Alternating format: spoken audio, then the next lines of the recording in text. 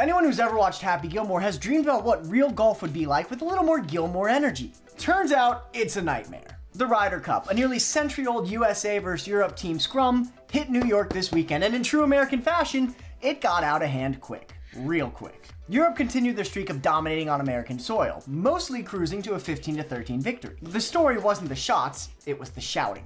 Now, to be fair, it's important to note that the Ryder Cup is the one golf tournament that encourages noise. They want fans to cheer for their guys, razz up the others. And Team Europe showed up ready for the staple heckling of an American crowd. What they got was the staple hatred of modern America.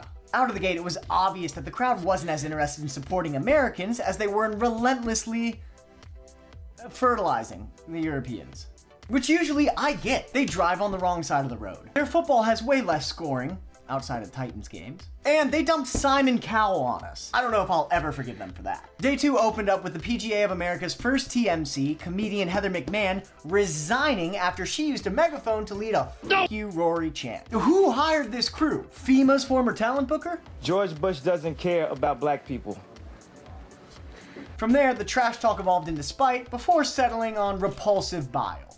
Yelling in backswings, hateful slurs, and because someone mistook Bethpage for the outfield of a Yankees-Red Sox game, a beer arcing towards Rory that clipped his wife Erica. It got so gnarly that the state police had to block off Rory McIlroy and Shane Lowry like they were an endangered species migrating to Long Island. Imagine needing state troopers so you can putt. If this got any uglier, Trump would have deployed the National Guard, and then tried to bill Europe for it. Inside the ropes, it wasn't exactly kumbaya either. On 16, Justin Rose told Bryson DeChambeau's caddy to back off his line, which almost kicked off the most unfair matchup since that senior citizen beat the crap out of that up-and-comer.